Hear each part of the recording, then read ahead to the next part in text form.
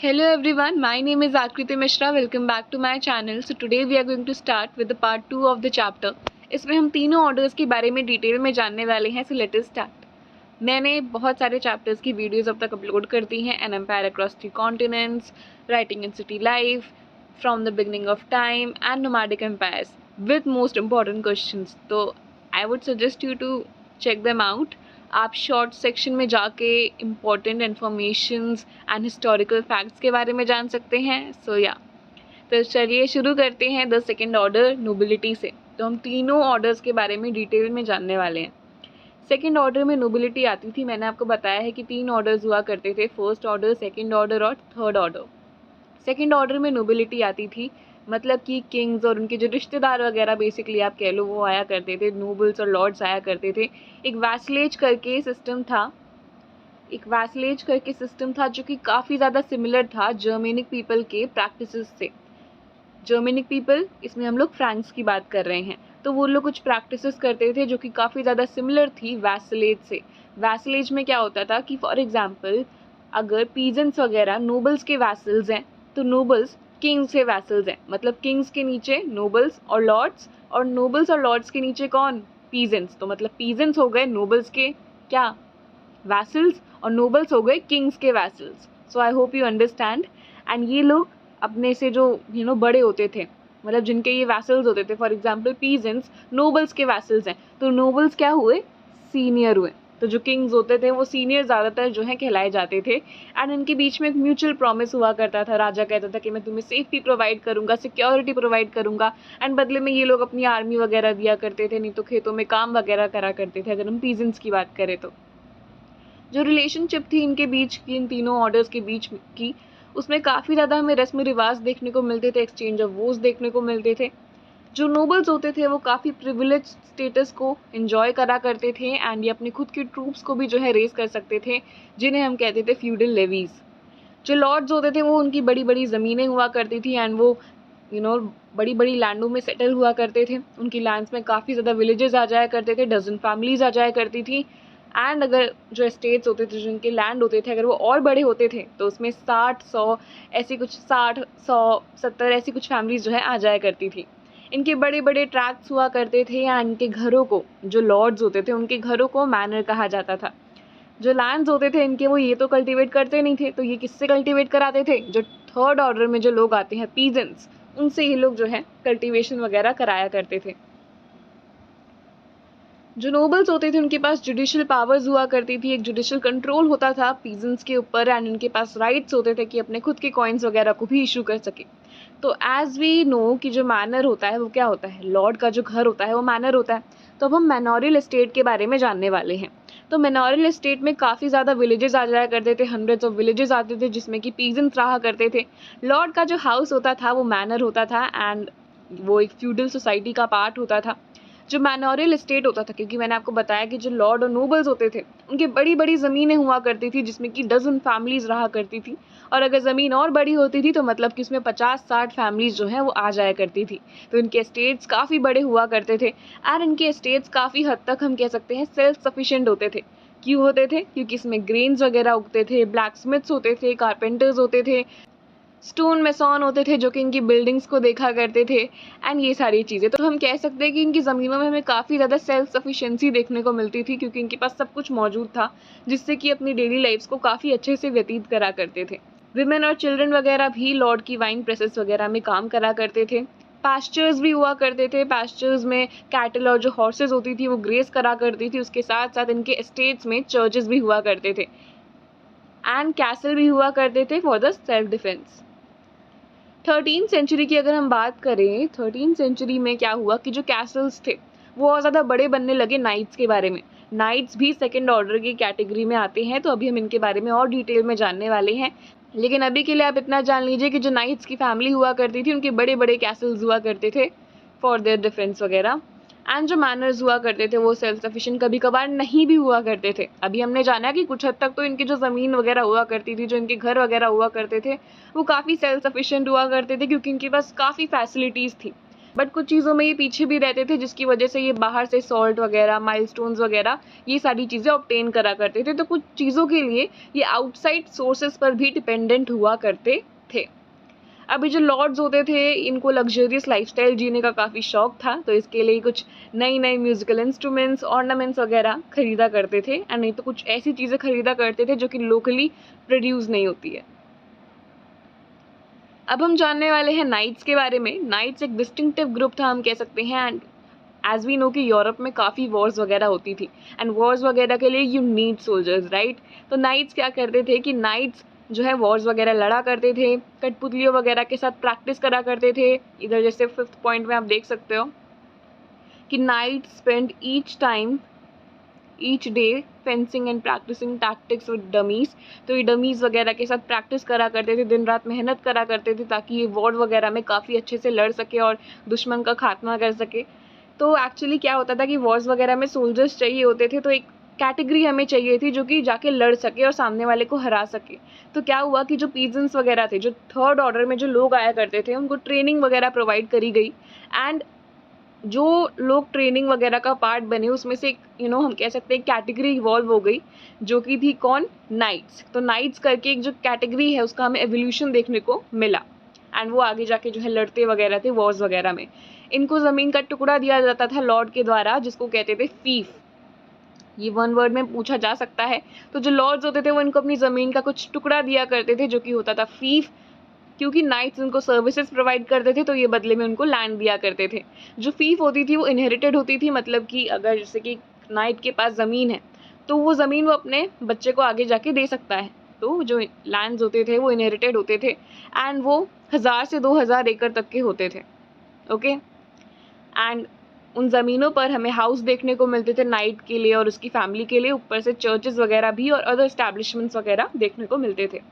जो फीफ होता था, जो लैंड होता था, वो उसको कल्टीवेट करा जाता था पीजेंट्स के द्वारा। तो नाइट्स को ये फैसिलिटी मिल जाती थी कि उनके पास घर होता था, चर्च होता था, उसके साथ साथ जो लैंड होती थी उनके पास, उसमें पीजेंट्स वगैरह कल्टीवेट करा करते थे।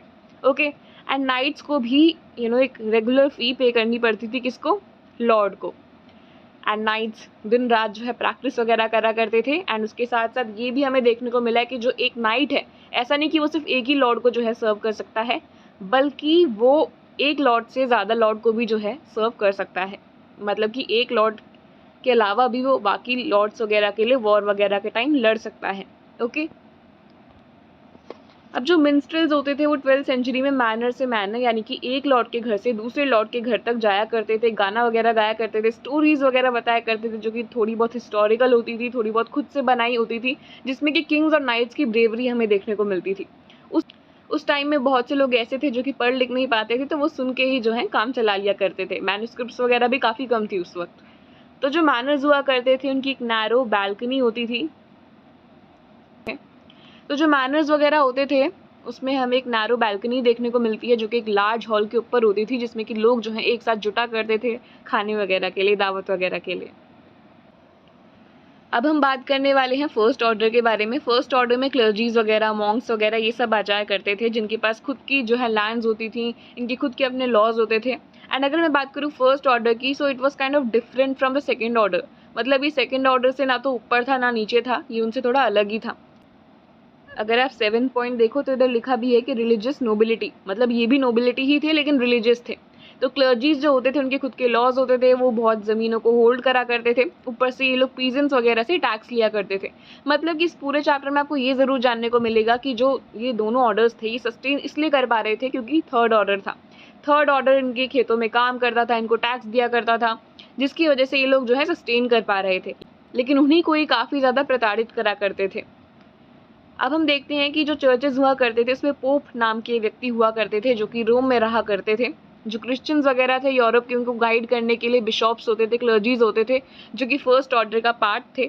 ऊपर से हम देखते हैं कि जो कैथोलिक चर्च था वो एक डोमिनेटिंग बॉडी था, जो कि किंग्स पर डिपेंडेंट नहीं था। उसे किंग्स की ऑर्डर की या किसी चीज़ की ज़रूरत नहीं होती थी, वो खुद में ही काफ़ी ज़्यादा सस्टेनेबल था एंड इंडिपेंडेंट बॉडी थी एक।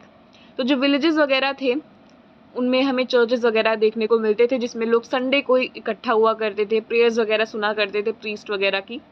ऊपर से हम देखते हैं कि जो मेन होते थे वो प्रीस्ट बन सकते थे, लेकिन विमेन नहीं बन सकती थी। अब जो मेन प्रीस्ट बनते भी थे, वो शादी नहीं कर सकते थे। तो हमने क्या देखा, हमने ये सुना कि जो मेन थे वो प्रीस्ट बन सकते थे लेकिन शादी नहीं कर सकते थे, और विमेन तो प्रीस्ट बन ही नहीं सकती थी। बिशॉप्स जो थी वो एक रिलीजियस नोबिलिटी थी, unlike lords who own vast landed estates. जैसे कि लॉर्ड्स वगैरह के पास अपनी खुद की बड़ी बड़ी ज़मीनें हुआ करती थी, वैसे ही इन लोगों के पास भी बहुत ज़्यादा ज़मीनें हुआ करती थी। जो चर्च हुआ करते थे वो इंटाइटल्ड थे किसके, 10th share of what ever the peasants produce from there land over the course of the year called थे। तो बेसिकली एक साल में एक पीजेंट जितना भी उगाया करता था उसका जो 10th शेयर होता था वो चर्च के नाम पे होता था। मतलब कि चाहे एक पीजेंट कितना भी जो है, चाहे कम या ज़्यादा कितना भी जो है वो उगा ले एक साल में, उसका जो 10th शेयर था वो उसे चर्च को देना पड़ता था, जिसको हम कहते थे टिथे या फिर टिथ, आप जो भी कहना चाहते हो आप कह लो, बस समझ में आना चाहिए कि वो अपना जो प्रोडक्शन का 10th शेयर था, जितना वो एक साल में प्रोड्यूस करा करते थे उसका 10th शेयर वो चर्च को दिया करते थे। मनी भी जो है इन्हें मिल जाया करता था, क्योंकि लोग जो हैं वो अपने रिलेटिव्स के आफ्टर लाइफ के वेलफेयर के लिए और अपने वेलफेयर के लिए जो है काफ़ी ज़्यादा मनी इनको दिया करते थे। आफ्टर लाइफ मतलब इसमें ये बात करी जा रही है कि एक इंसान जब मर जाता है तो वो जहाँ पर भी होता है वो सुखी रहे, संतुष्ट रहे, पीस में रहे, तो उसके लिए बहुत से लोग इन्हें पैसे दिया करते थे, अपने वेलफेयर के लिए पैसे दिया करते थे, जिसकी वजह से इनको पैसे भी मिल जाया करते थे। तो इनके पास लैंड्स होता था, इनके पास टैक्सेस वगैरह काफ़ी होते थे एंड इनके पास मनी भी होता था। हमें काफ़ी रस्म और रिवाज ऐसे देखने को मिले हैं जो कि इन्होंने नोबल्स वगैरह से कॉपी करे हैं। फॉर एग्जांपल जो लॉर्ड टर्म है, हमने सुना था ना अभी लॉर्ड टर्म नोबिलिटी में, तो इन्होंने लॉर्ड टर्म को गॉड के लिए जो है यूज़ करना शुरू कर दिया। एंड ऐसे ही काफ़ी कुछ ऐसे रस्म रिवाज थे, the art of kneeling while praying. तो ये जो ऐसे रस्म रिवाज थे ये बेसिकली सेकेंड ऑर्डर में थे, लेकिन इन्होंने कॉपी कर लिए। तो हमने ये चीज़ देखी कि हाँ ये लोग रस्म रिवाज कॉपी करते थे, इनके पास खुद की बड़ी बड़ी ज़मीनें हुआ करती थी, इनको 10th शेयर मिलता था पीजेंट्स के प्रोडक्शन का जो भी वो एक साल में करा करते थे। तो ये भी काफ़ी ज़्यादा हम कह सकते हैं कि एक अच्छी कंडीशन में जो यहाँ पे लोग थे वो रहा करते थे। मॉन्क्स, तो आपसे हो सकता है क्वेश्चन पूछा जाए कि how were monks different from priest और differentiate between monks and priest. तो आपको कंफ्यूज नहीं होना है, आपने प्रीस्ट के बारे में जाना, अब आप मॉन्क्स के बारे में जान रहे हो, आपको दोनों को फिर डिफरेंशिएट करके बताना होगा। तो चर्चेस तो देखो थे ही, चर्चेस थे, लेकिन कुछ क्रिश्चियंस ऐसे थे जिनको अलग से एक ऑर्गेनाइजेशन बनाना था, उनको एक आइसोलेटेड जीवन व्यतीत करना था, जिसके लिए उन्होंने अपने खुद के आइसोलेटेड जो है ऑर्गेनाइजेशंस वगैरह बनाए, जिसमें कि वो दुनिया जहाँ से अलग होकर उसमें रहा करते थे, अपना खाना पीना करा करते थे एंड जो बुक्स वगैरह है उसे पढ़ा करते थे, उसके साथ साथ भगवान का नाम लिया करते थे, प्रेयर्स वगैरह करा करते थे। कुछ मॉन्क्स ऐसे होते थे, कुछ क्या बल्कि ज़्यादातर जो मॉन्क्स होते थे वो ऐसे होते थे कि वो भिक्षा जो है लिया करते थे, बेगिंग वगैरह के थ्रू जो है वो अपना जीवन यापन करा करते थे कि जो मिल जाए उसी में जो है वो संतुष्ट रहते थे। तो वो थोड़ा अलग ही हो जाया करते थे दुनिया जहाँ से, और वो भगवान को पाने की चाह रखते थे, you can say like this. तो वो कुछ रिलीजियस कम्युनिटीज़ में रहा करते थे जिनको हम कहते हैं एबीज और मोनास्ट्रीज। तो मोनास्ट्रीज में ये जो मॉन्क्स थे वो रहा करते थे एंड कुछ हमें वेल नोन जो मोनास्ट्रीज देखने को मिली हैं वो ये दोनों देखने को मिली हैं। तो आप ये याद कर लेना, अगर आप नहीं याद कर पाओगे तो नो वरीज, एक MCQ पे जो है वीडियो आने वाली है, जब भी चैप्टर खत्म हो जाएगा तो उसमें आपको ये सारी चीज़ें जो हैं क्लियर हो जाएंगी, जो भी फैक्चुअल डिटेल्स हैं। वो अपना काफ़ी ज़्यादा टाइम जो है वर्शिप, स्टडिंग और मैनुअल लेबर वगैरह में स्पेंड करा करते थे, क्योंकि अकेले रहा करते थे तो फार्मिंग वगैरह भी खुद करा करते थे, स्टडिंग वगैरह करा करते थे एंड वर्शिप वगैरह करा करते थे। मोस्ट ऑफ द जो एबीज हमें देखने को मिले हैं वो सिंगल सेक्स कम्युनिटीज़ के होते थे, मतलब कि इसमें जो विमेन है ना वो भी हम कह सकते हैं मॉन्क्स बन सकती थी। तो देखो एक डिफरेंशिएटिंग पॉइंट आपको ये मिल गया कि जो प्रीस्ट होते थे वो सिर्फ मेल्स होते थे, लेकिन जो मॉन्क्स होते थे उसमें वो मेल्स भी हो सकते हैं, फीमेल्स भी हो सकती हैं। जब फीमेल्स मॉन्क्स बनती थी तो उन्हें नन्स कहा जाता था। क्या कहा जाता था? Nuns. Women were called nuns when they were monks, okay, and males को तो मंक्स ही बोला जाता था। तो इनके खुद के सिंगल सेक्स कम्युनिटीज़ थी। फॉर एग्जांपल एक जगह पे सिर्फ मेल्स रहा करते थे एंड दूसरी जगह पे सिर्फ फीमेल्स रहा करती थी, ओके। तो इनके सेपरेट एबीज होते थे, सेपरेट मोनास्ट्रीज होते थे हम कह सकते हैं। और जो नन्स और मॉन्क्स हैं वो भी प्रीस्ट की तरह मैरी नहीं कर सकते थे। तो हो सकता है आपसे ये पूछा जाए मे बी कि एक सिमिलैरिटी बताओ इन दोनों में। तो सिमिलैरिटी दोनों में यही होगी कि ये दोनों भगवान को पूजते थे, दोनों क्रिश्चियन थे, उसके साथ साथ ये दोनों ही शादी नहीं कर सकते थे, प्रीस्ट भी शादी नहीं कर सकता था एंड मॉन्क्स भी शादी नहीं कर सकते थे। तो ये एक सिमिलैरिटी हमें देखने को मिलती है। पहले जो स्मॉल कम्युनिटीज़ हुआ करती थी वो सिर्फ 10-20 मैन या वुमेन की होती थी, लेकिन आगे जाके काफ़ी हंड्रेड्स ऑफ लोग जो है वो आने लग गए और इस कम्युनिटी का पार्ट बनने लग गए। तो ये चीज़ें हमें देखने को मिलती हैं। एंड इनके पास भी जो एस्टेट्स वगैरह है वो काफ़ी ज़्यादा आने लग गए, इनके खुद के अटैच स्कूल्स जो हैं वो हमें देखने को मिल गए, कॉलेजेस देखने को मिल गए, हॉस्पिटल्स देखने को मिल गए, जिसकी वजह से आर्ट्स का काफ़ी ज़्यादा डेवलपमेंट होता है, उसका काफ़ी ज़्यादा हमें कॉन्ट्रीब्यूशन देखने को मिलता है। अब हम बात करने वाले हैं एबिस हिलगर्ट की। तो जो एबिस हिलगर्ट थे वो एक गिफ्टेड म्यूजिशियन थे एंड उन्होंने काफ़ी कुछ ऐसा करा जिससे कि वो जो प्रैक्टिस है कम्युनिटी के सिंगिंग वगैरह की उसको और डेवलप कर सके। एबिस हिलगर्ट के बारे में हम लोग पार्ट 1 में जान चुके हैं, तो जिन लोगों ने पार्ट 1 नहीं देखा है आई वुड सजेस्ट कि आप पहले पार्ट 1 देख लीजिए, क्योंकि फिर आपको पार्ट 2 समझ में शायद ना आए। तो आप पहले पार्ट 1 देख लीजिए, उसमें हमने एबिस हिलगर्ट के बारे में भी जो है डिस्कस करा है कि कैसे ये फ्यूडलिज्म को सपोर्ट करते हैं, कैसे ये जो डिस्ट्रीब्यूशन ऑफ 3 ऑर्डर्स है उसको सपोर्ट करते हैं, तो आप उसे देख सकते हैं।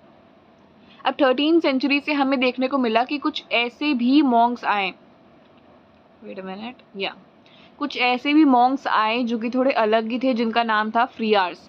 तो ये एक ऐसे काइंड ऑफ मॉन्क्स थे जो कि मोनास्ट्री में रहा करते थे, लेकिन ये ऐसा बिलीव करते थे कि हम एक जगह पे स्थित नहीं रहना चाहते हैं, हम एक जगह पे परमानेंटली नहीं रहना चाहते, हम मूव करना चाहते हैं ताकि हम लोगों को बता सके क्रिश्चियनिटी के बारे में, प्रीच वगैरह कर सके लोगों को। एंड ये लोग फिर ऐसे थे कि ये सिर्फ चैरिटी पर रहना चाहते थे। अब 14th सेंचुरी तक हम लोग देखते हैं कि एक काइंड ऑफ अनसर्टेनिटी हमें देखने को मिल गई, कुछ लोग अब 14th सेंचुरी में हम लोग देखते हैं कि एक काइंड ऑफ अनसर्टेनिटी हमें देखने को मिल गई, क्योंकि कुछ लोग मोनास्टिसिज्म का काफ़ी मजाक उड़ाने लग गए। उनको लगता था कि ये लोग तो काफ़ी अच्छे से रह रहे हैं भाई, इनसे ज़्यादा फेथ तो एक सिंपल प्लगमैन और शेपर्ड्स के अंदर होता है, मतलब ये तो सिर्फ दिखावा करते हैं, असली जो फेथ वगैरह है वो सिंपल प्लगमैन और शेपर्ड्स के अंदर होता है, ये तो बस लग्जरी और ईज़ में रहना चाहते हैं। तो उन्होंने बेसिकली मॉन्क्स की लाइफ को और एक सिंपल प्लगमैन, सिंपल हल चलाने वाले की लाइफ को जो है कंपेयर करा और उनके फेथ को भी कंपेयर करा। तो चलो ये भी एक टॉपिक देख लेते हैं, relation between church and society की, चर्च ने कैसे सोसाइटी को इन्फ्लुएंस करा। तो जो यूरोपियंस थे, जो क्रिश्चियन बने थे, वो फिर भी अपने साथ कुछ भी ऐसे बिलीव्स जो हैं कैरी करा करते थे related to magic and folk tradition. उसके साथ साथ क्योंकि अभी क्रिश्चियन थे तो क्रिसमस और ईस्टर एक काफ़ी इंपॉर्टेंट डेट बन चुकी थी 4th सेंचुरी से ही। 25 दिसंबर जो डेट था जिसमें क्रिसमस मनाया जाता है, उसने एक प्री नोन ओल्ड फेस्टिवल को रिप्लेस करा था। एंड ये जो प्री नोन ओल्ड फेस्टिवल की डेट थी ये कैलकुलेट करी जाती थी सोलर कैलेंडर के द्वारा। ईस्टर जो था वो मार्क करता था क्रूसिफिकेशन ऑफ क्राइस्ट, जिसमें कि वो जो है डेथ से दोबारा राइज कर गए थे। तो ईस्टर भी काफ़ी इंपॉर्टेंट डेट मानी जाती थी। जो डेट्स होते थे वो फिक्स नहीं हुआ करते थे, तो लोग जो हैं उसे ओल्डर फेस्टिवल से रिप्लेस करा करते थे। एंड वो भी ऐसे रिप्लेस करा करते थे कि जब स्प्रिंग आता था तब वो जो है उस फेस्टिवल को मनाया करते थे। अब स्प्रिंग कांस्टेंट तो है नहीं कि इसी पर्टिकुलर टाइम पे ही वो आएगा, हो सकता है कुछ महीनों बाद आ जाए, तो कुछ फिक्स डेट्स नहीं हुआ करती थी, dates were not fixed at that time. तो जैसे जैसे क्रिश्चियनिटी का हमें अराइवल देखने को मिला, हमें ये देखने को मिला कि जो विलेजेस वगैरह हैं वो पैरिश में कन्वर्ट हो गए, मतलब कि वो विलेजेस जो कि एक प्रीस्ट के अंडर है, क्योंकि सब क्रिश्चियंस बन रहे तो सब जो विलेजेस हैं वो एक प्रीस्ट के अंडर में आ गए। एंड जो पीजेंट्स काफ़ी काम करा करते थे उनको होली डेज जो है प्रोवाइड करा जाता था, जिसका उन्होंने काफ़ी तहे दिल से वेलकम करा, क्योंकि उसमें उन्हें थोड़ी छुट्टी मिल जाया करती थी अपने कामों वगैरह से। तो होली डेज में बेसिकली ये डेज इसलिए बनाए गए थे ताकि जो लोग हैं वो फ्री टाइम निकाल के चर्चेस वगैरह जाएं, प्रे वगैरह करें। एंड या लेकिन इन लोगों ने क्या करा कि क्योंकि काफ़ी काम करा करते थे तो इन लोगों ने सोचा कि एक ही हमें जो है छुट्टी मिली है तो क्यों ना अपनी फैमिली के साथ टाइम स्पेंड करा जाए और खाना वगैरह खाया जाए और फन वगैरह करा जाए। पिलग्रिमेज यानी कि तीर्थ यात्रा भी काफ़ी इम्पोर्टेंट पार्ट हुआ करता था इनके रिलीजन का, इनकी सोसाइटी का। तो ऐसे हम देख सकते हैं कि चर्च ने काफ़ी ज़्यादा सोसाइटी को इन्फ्लुएंस करा, छुट्टी दे दी, नए फेस्टिवल्स आने लग गए, पिलग्रिमेज हमें देखने को मिल गया एंड ये सारी चीज़ें। अब हम बात करने वाले हैं थर्ड ऑर्डर की, जो कि मेजॉरिटी में थे और जिन्हें काफ़ी कुछ सहना पड़ रहा था, जिन्हें काफ़ी डिफ़िकल्टीज फेस करनी पड़ रही थी। तो इसमें भी हमें 2 कैटेगरी देखने को मिलती है, फ्री पीजेंट्स और जो अनफ्री पीजेंट्स थे। तो फ्री पीजेंट्स की अगर हम बात करें तो इनके खुद के फार्म्स हुआ करते थे, लेकिन ये लॉर्ड गेट टीनेंट्स हुआ करते थे, यानी कि इनके किराएदार हुआ करते थे, इनको किराया पे करना पड़ता था, इनको रेंट पे करना पड़ता था लॉर्ड को। उसके साथ साथ इन्हें मिलिट्री सर्विसेज भी प्रोवाइड करनी पड़ती थी। After all you can say कि जो नाइट्स होते थे वो कौन होते थे, पीजेंट्स को ट्रेनिंग वगैरह देकर ही तो एक नाइट्स काइंड ऑफ कैटेगरी बनी, राइट। एंड अगर मान लो कोई सिर्फ पीजेंट ही है, वो नाइट्स का पार्ट नहीं भी है, तो भी उससे ये एक्सपेक्टेशन रखी जाती थी कि अगर आगे जाके हमें इमरजेंसी में, वॉर वगैरह में किसी पीजेंट्स की ज़रूरत पड़ी तो तुम आओगे। इनसे ये एक्सपेक्टेशन रखी जाती थी। मतलब इन पर काफ़ी अत्याचार करा जाता था, आप कह सकते हैं, क्योंकि आपने फ्रेंच रेवोल्यूशन चैप्टर पढ़ा है। क्यों फ्रेंच रेवोल्यूशन हुआ? क्योंकि इन पर काफ़ी अत्याचार होता था। इनसे रेंट मांगा जाता था, इनसे टैक्सेस वगैरह मांगे जाते थे, इनको सर्व्स बनाया जाता था, इनको टैक्सेस पे करने के लिए काफ़ी मजबूर करा जाता था। एंड इन्हीं से ही तुम कह रहे हो कि तुम ही हमारे यहाँ पीजेंट्री करोगे, तुम ही हमारे यहाँ जो है तुम मिलिट्री सर्विसेज भी प्रोवाइड करोगे। तो इतना सब कुछ जो है सब इन्हीं के ऊपर डाल दिया। एंड बाकी जो 2 ऑर्डर्स थे वो आराम से ऐशो आराम से जो है रह रहे थे। तो इन्हीं को ही सब कुछ करना पड़ रहा था, जिसकी वजह से आगे जाके हमें फ्रेंच रेवोल्यूशन देखने को मिलता है, क्योंकि कोई कितना ही सहेगा। तो इसमें हमें देखने को मिलता है कि इनके खुद के फार्म्स होते थे एंड ये लॉर्ड के टेनेंट्स हुआ करते थे। ये मिलिट्री सर्विसेज प्रोवाइड करने के लिए भी रेंडर रहा करते थे एंड ये लॉर्ड की फील्ड में भी काम करा करते थे। तो फॉर एग्जांपल 1 हफ्ता है तो 1 हफ्ते में 3 दिन जो है लॉर्ड की फील्ड के लिए निकाला करते थे, नहीं तो कुछ टाइम जो है निकाला करते थे। उसके साथ साथ इनको अनपेड सर्विसेज भी करना पड़ता था, यानी कि ऐसी सर्विसेज जिनके लिए इनको पेमेंट नहीं मिलती थी और ये एक्सपेक्ट नहीं कर सकते थे कि इनको कोई पेमेंट मिले।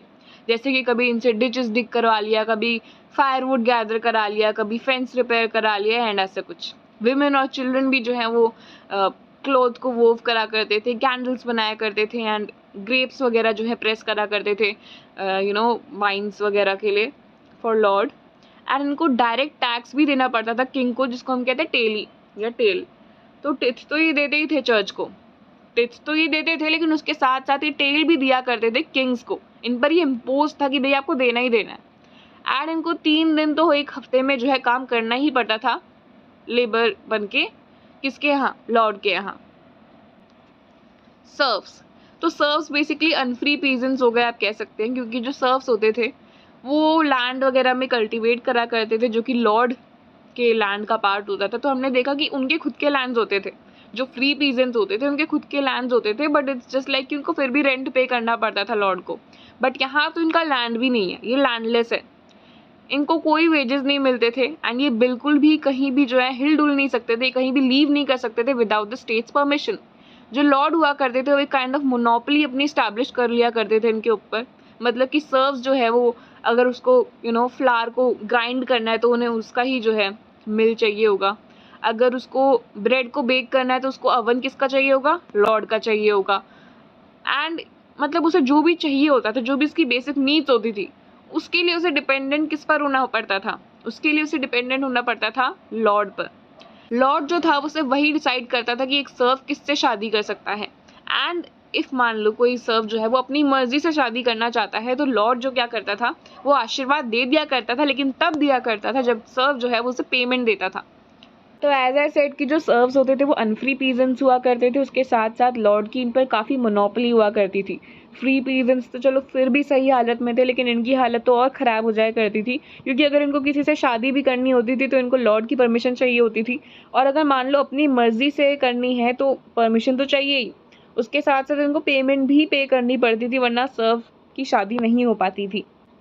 ओके, तो हमने थर्ड ऑर्डर के बारे में पढ़ लिया है, उसमें हमने सर्व्स और जो फ्री पीजेंट्स थे उनके बारे में पढ़ा। अब हम जानेंगे कि जो फ्यूडलिज्म है वो कैसे इंग्लैंड में और अच्छे से डेवलप हुआ। तो हम इतना तो फर्स्ट पार्ट में भी जो है समझे हैं कि जो फ्यूडलिज्म था वो स्टैब्लिश्ड फॉर्म में कब आया? 11वीं सेंचुरी में आया। जो एंगल्स थे, जो सैक्सॉन्स थे सेंट्रल यूरोप के, ये इंपॉर्टेंट है, हाँ, जो एंगल्स और सैक्सॉन्स थे सेंट्रल यूरोप के वो सेटल हो गए इंग्लैंड में 6th सेंचुरी से ही। तो जो इंग्लैंड था it was a variant of angle land. Okay, अब नेम अगर देखो दोनों का, नेम तो नहीं लेकिन अगर आप प्रोनाउंसिएशन दोनों की देखो तो काइंड ऑफ सिमिलर है, इंग्लैंड एंगल लैंड। तो एंगल लैंड का ही वेरिएंट हमें देखने को मिलता है इंग्लैंड। 11वीं सेंचुरी में जो विलियम थे वो नॉर्मैंडी के ड्यूक थे, जिन्होंने इंग्लिश चैनल को क्रॉस करा आर्मी के साथ और सैक्सन किंग को, जो कि इंग्लैंड के थे, उनको डिफीट कर दिया। तो हमने क्या देखा? विलियम जो कि ड्यूक मतलब प्रिंस बेसिकली, तो जो कि ड्यूक थे किसके? नॉर्मैंडी के। नॉर्मैंडी अलग जगह है, तो विलियम जो कि नॉर्मैंडी के ड्यूक थे उन्होंने इंग्लिश चैनल को पार करके सैक्सन किंग को, ड्यूक ऑफ नॉर्मैंडी ने सैक्सन किंग को डिफीट कर दिया। तो हम कह सकते हैं France versus England kind of चीज़ हमें देखने को मिल रही है कि जो नॉर्मैंडी के ड्यूक थे उन्होंने सैक्सन किंग को डिफीट कर दिया। विलियम वन ने काफ़ी मैपिंग वगैरह करी एंड उन्होंने सेक्शंस वगैरह को डिस्ट्रीब्यूट करा to 180 Norman nobles who had migrated with him. And जो लॉर्ड्स वगैरह थे वो किंग्स के टीनेंट बन गए एंड उन्होंने एक्सपेक्ट करा कि वो थोड़ी बहुत मिलिट्री हेल्प प्रोवाइड करेंगे. They were obliged to supply certain knights who could serve them just as they in turn become king. Okay तो लॉर्ड्स वगैरह से एक्सपेक्ट करा जाने लगा कि वो नाइट्स वगैरह की सप्लाई करेंगे ताकि आगे जाके जो किंग है वो उनको देख सके, उनकी देख रेख कर सके. ये जो एंग्लो सैक्सॉन थे वो पीजेंट्स जो थे वो टेनेंट्स बन गए, क्योंकि हमने देखा ना कि जो विलियम जो ड्यूक ऑफ नॉर्मैंडी है उन्होंने सैक्सॉन किंग को डिफीट कर दिया, मतलब कि उनका जो पूरा एरिया वगैरह है उसको कब्जा कर लिया, एनेक्स कर लिया.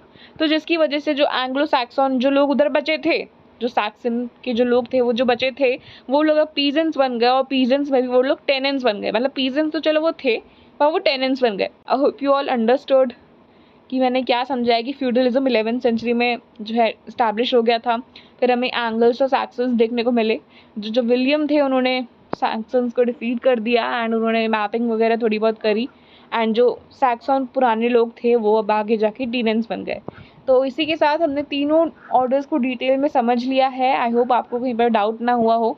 अगर आपको कहीं पर डाउट आया है तो you can ask me in the comment section, and if you want the notes of this chapter and others, तो आप क्या करो कि आप मुझे कमेंट करो. I will post the notes of all the chapters either in the description box और in the comment section. सो या, bye bye, see you soon with the next video.